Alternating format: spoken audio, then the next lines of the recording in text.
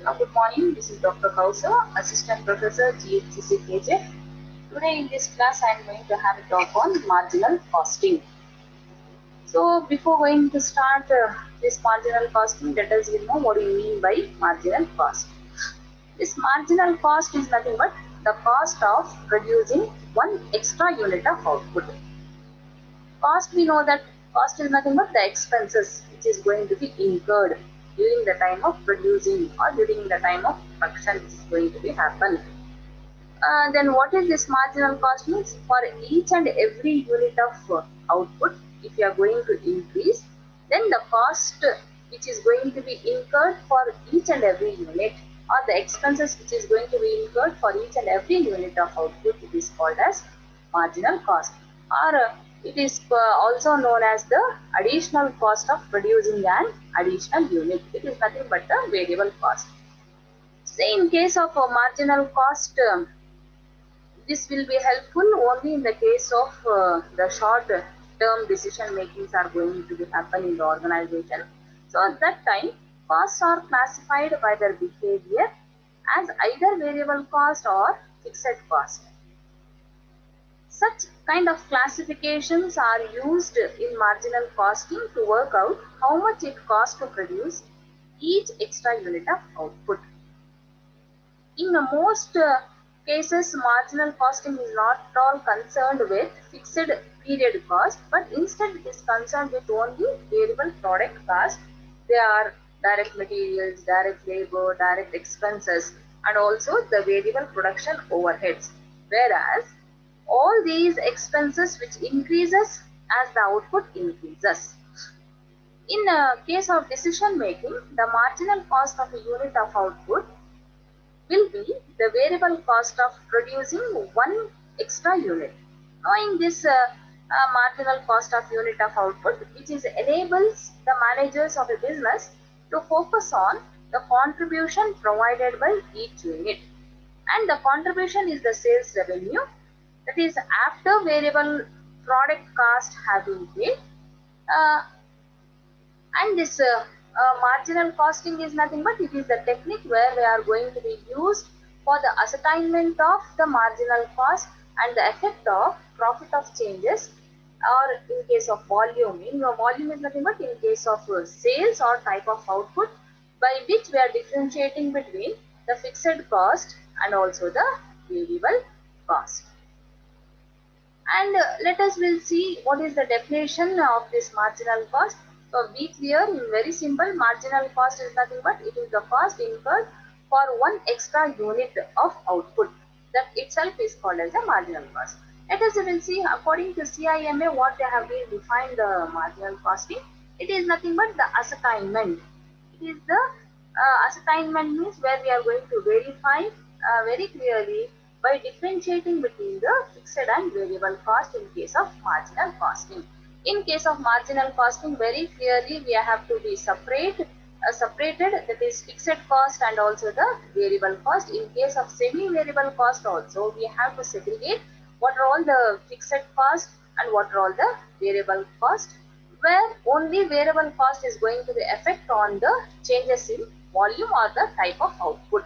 So variable cost is having a direct proportion with the volume of output. So this variable cost or a marginal cost per unit is always remains constant at all levels of output. So according to this definition, we can able to have a conclusion that marginal costing is nothing but it is the cost which is going to incur irrespective, or it is going to incur when the volume of output increases, or it is going to be decreased when the volume of output is decreased. But it is not we are considering here in the case of fixed cost, because fixed cost will always remains constant. So this marginal costing is also concerned with providing information to the management to assist how the decision making can be done by having its control on marginal cost. So it is called as the variable costing or output costing. Let us see some of the characteristic features of this marginal costing. So one of the characteristic feature is nothing but the cost classification. The name itself indicates that the marginal costing is nothing but it is the costing where we can able to segregate or differentiate very clearly that the variable cost as well as the fixed cost, and only the variable cost are being charged to the volume of output, but not the fixed cost.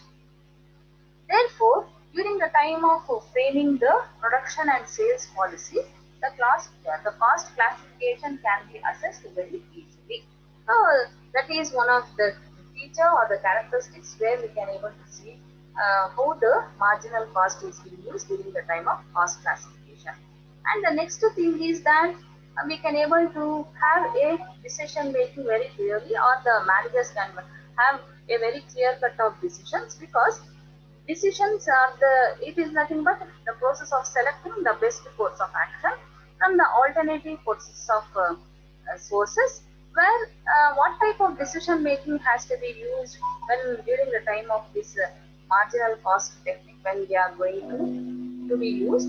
So during the time decisions has to be taken when the price of the product, when the price at which the product is going to be sold, or during the time when the profitable level of activity is going to be determined towards the volume of output, and also when we are going to have a submission of tenders and quotation, that time also the policies has to be framed, and also during the time of any special orders, when we are going to accept a low product price, or introducing a new product, during those times the decision making is decisions has to be made by the managers whether to make or buy, or to have a very clear decisions can be made, so it will be more profitable to the organization. And the next kind of feature that is called as price determination or price fixation. See, in the case of normal circumstances, the price fixed for any product must have to cover the total cost. That is the thing what we have to see in case of pricing. So what are all the total cost, both direct as well as the indirect expenses? What expenses that have incurred completely, it is called as the total cost. Whenever we are going to fix a price, both these costs should be covered. Such kind of prices has to be fixed. In addition to the desired margin of profit, see, in case of some normal circumstances, this technique, it is marginal cost technique, is having its own significance. But in case of some special circumstances, that is during the kind of time of depression, or in times of cutthroat competition, when the demand for a product only declines, therefore the price of a product should also be reduced even below the low cost. In such situations, marginal costing guides the management in fixing the minimum prices. The marginal costing also suggests to the management that the price could be easily reduced below the total cost, where the price can covers the variable cost plus the amount of margin. So this is how we are going to use the marginal cost during the time of price determination. And the next is called inventory valuation. During the time of inventory valuation, how the inventories are being valued in case of marginal costing. See, in under marginal costing, the closing stock of finished goods and the work in progress are always valued at marginal cost. And it also prevents the carrying forward of portion of the fixed cost of the current period to the next period. So the inventories are going to be valued always at in case the inventory segment, the closing stocks are always valued in case of marginal cost only. And the next one is called as the contribution. Contribution is nothing but the difference between the sales and the variable cost. In case of marginal costing, it is not possible to determine the profit per unit of a product, because fixed overheads are charged in total to the profit and loss account rather than recovered in product costing. So contribution is nothing but a pool of amount from which total fixed cost will be deducted to arrive at the profit and loss.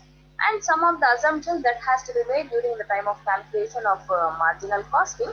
So in case of these are all things are remains constant. These are all the assumptions that all costs can be classified into fixed and variable elements. So whatever the semi-variable cost are also, we have to segregate in that. If any fixed costs are there, means they are not going to be considered, but only variable costs are being charged to the marginal costing. We can able to segregate very easily the fixed cost as well as the variable cost. And the second assumption is that the total variable cost is going to be changed only direct proportion with the units of output. The variable cost will always increases due to the increase in what? The units of output. If the units of output increases, variable cost also increases. If the number of units decreases, variable cost also decreases. That is also one of the assumptions. And we should see that the fixed cost is always remaining constant, remains constant at all levels of output. If the sales increases or decreases, but in case of marginal costing, fixed cost will always remains constant. And variable costs are always treated as a product cost, but fixed costs are always treated as a period cost. So in case of marginal costing, variable cost, whatever the variable costs are there, they are going to be charged to the output or to the product or to the process or to the operation of that particular operation of that particular product, but the fixed costs are not going to be charged to any type of output or product or process, but it is considered as the period cost, and we are going to directly transfer to the costing profit and loss account. And the closing stock values are always valued at a marginal cost but not at a total cost. And it is also assumed that selling price per unit remains the same whether the number of units what the number of units are being increases or decreases, but the price per unit is always remaining same. These are all the assumptions that has to be made during the time of calculating the marginal cost. Let us will see some of the terms that the calculations or the formulas that we are going to be used during the kind of time of calculating marginal cost is there. Let us will see one of the thing that is called as the contribution. What do you mean by this contribution? Means contribution is nothing but the difference between the selling price and the variable cost, or the difference between sales and variable cost is called as the contribution. You should not say it is a profit, but it is a profit before recovery of the assets. So with this thing, fixed cost first we have to meet, and whatever the remaining amount are there, then we are regarded as the profit. So it is not purely called as a profit. So the for example, sales is 1 lakh and variable cost is 20,000. The contribution value is 80,000. Out of that 80,000, first we have to pay the fixed cost. That is, if 20,000 is the rent, means the remaining 60,000 has to be considered as the profit for the organization. These are the two formulas that is going to be used during the time of calculation of contribution. That is, contribution equals sales minus variable cost. Based on information, we people have to use the formulas. So again, contribution is also equals to fixed cost plus profit. And the next thing is that profit volume ratio. So what is the profit towards sales? Volume is nothing but the sales. What is the ratio of profit to the sales is going to be calculated. It is purely call it as a PV ratio. It is nothing but this ratio is expressing the relationship between the contribution and the sales. If the PV ratio is very high, means the profit is also very high. If the PV ratio is very low, means profit is also very low. These are the interpretations how we are going to do with the help of PV ratio. So these are the formulas, that is PV ratio equals contribution divided by sales into 100, because we have to calculate in the form of percentages, or we can use it as PV ratio equals change in profit divided by change in sales. And the next thing is break-even point. So we know that what is that break-even point. Break-even point means it is the target that whatever we have made to fulfill our required sales. If the target clears, means whatever the sales is going to be happen, among those sales, what the profit what we are going to incur, that will be called as the profit for the organization. Means break-even point means it is nothing but it is a level of sales where where there will be a no profit or no loss, or it is a point where we can able to see there will be a no profit or no loss for the organization. The organization has to start earning profit by crossing the sales of the PEP. So when you are going to calculate the PEP, if you are going to calculate in the form of number of units, so the formula has to be used, that is fixed cost divided by contribution per unit. So if you are going to calculate in the form of rupees or in the form of values, means with the help of PV ratio also we can calculate fixed cost divided by PV ratio. Or if you are going to consider with the help of contribution and sales, means then also we can able to calculate BEP with the total fixed cost divided by total contribution into total sales based on the information what is given in the question. We need to substitute the formula. We have to select the formulas, but all formulas are required. You people have to remember. And also VP can also be calculated with the help of contribution per unit and selling price per unit. Values are given in the question. That is nothing but total fixed cost divided by contribution per unit into selling price per unit. And the next thing is called as the margin of safety. What is this margin of safety means? It is nothing but the difference between the actual sales and the BEP sales. So the formula is that margin of safety equals actual sales minus BEP sales. If you are going to calculate margin of safety by using PV ratio means margin of safety equals profit divided by PV ratio. If you are going to calculate with the help of contribution per unit means margin of safety equals profit divided by contribution per unit. And the next thing is that these are the calculations where we are going to do for the calculation of sales for desired profit. If this much of sales, the profit values will be given during the time what is the required sales has to be made are going to be calculated with the help of this formula. If you are going to calculate sales for a desired profit means if you are going to calculate in terms of units means total cost plus profit divided by contribution per unit. If you are going to calculate with the help of in terms of values means total cost plus profit divided by contribution per unit into selling price per unit. Again, one more formula also we can use with the help of total values, that is total fixed cost plus profit divided by total contribution into total sales. One more formula also, that is with the help of PV ratio we can able to calculate the desired sales, that is total fixed cost plus profit divided by PV ratio. And in the examination, if they are going to ask the calculate the profit or loss by using the marginal cost statement, this is the statement how we are going to calculate for profit or loss. First we need to write the sales value, then with that sales we should deduct the variable cost. Whatever the difference amount we are going to get, that is called as a contribution. With that contribution we should deduct fixed cost again, then ultimately we are going to find out the profit or loss. So this is how we have to frame the marginal costing. In this question, among these five known quantities, whatever they have given, any one value will be missing. With the help of statement also we can able to calculate, or with the help of formulas also we can able to calculate. So this is regarding to the marginal costing, the assumption, features, as well as some of the formulas that has to be used before going to have questions in an examination. Thank you.